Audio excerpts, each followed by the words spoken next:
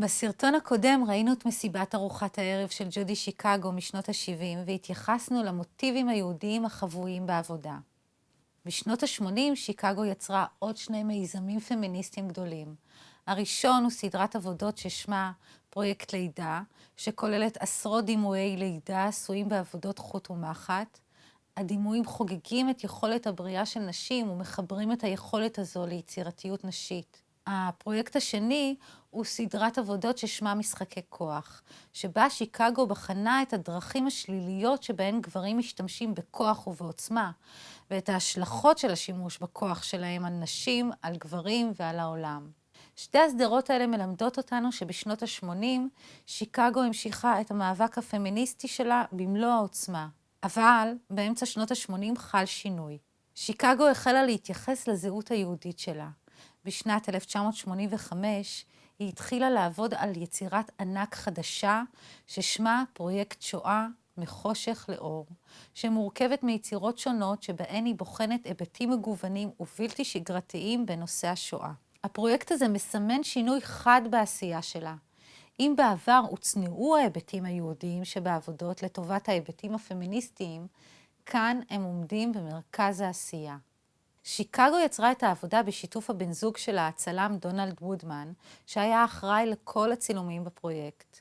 וגם כאן, כמו במסיבת ארוחת הערב, היא שיתפה אומנים נוספים שיצרו חלקים בעבודה שדרשו מומחיות אומנותית.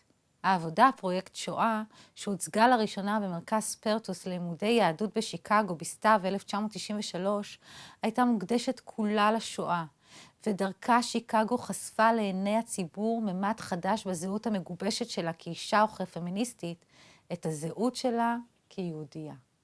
חשיפת ההיבט היהודי באופן מוצר הייתה תוצאה של מסע שהתחיל בשנת 1984, כששיקגו פגשה את המשורר הרווי מוד, שהקריא לה פואמה ארוכה שכתב בנושא השואה. אחת השורות בשיר כללה את האמרה הגרמנית הידועה לשמצה העבודה המשחררת, ששיקגו לא הכירה. היא הזדעזעה מהעובדה שהיא לא הכירה את האמרה הזו, והיא יצאה עם בן הזוג שלה למסע מחקרי משותף על השואה, שהתמזג במסע לחיבור מחודש למורשת היהודית שלהם. המחקר של וודמן ושיקגו כלל קריאת ספרים על השואה, צפייה בעדויות ניצולים, ושיחות אינטלקטואליות עם חוקרי שואה והוגי דעות יהודים. בשנת 1987 הם נסעו לאירופה וביקרו במחנות ריכוז והשמדה, בשרידי קהילות יהודיות וגם בישראל. במהלך המסע הזה הם התנסו גם בדברים יהודיים.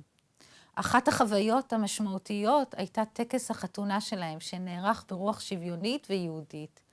וודמן ושיקגו כתבו כתובה משותפת, הם ניסו בטקס שנוהל על ידי רבה, ורקדו לצלילי להקת כלי זמר. החיבור אל השורשים היהודיים הגיע לשיא בביקור בקבר של אחד מהאבות החשובים של המשפחה של שיקגו, הגאון מווילנה. בבית הקברות שיקגו הצהירה שהשלימה מסע ארוך מהבורות של ילדותי לחיבור מלא עם המסורת הכואבת והעשירה שלי כיהודייה. העיסוק בשואה ככלי לביטוי הזהות היהודית הוא לא ייחודי לשיקגו.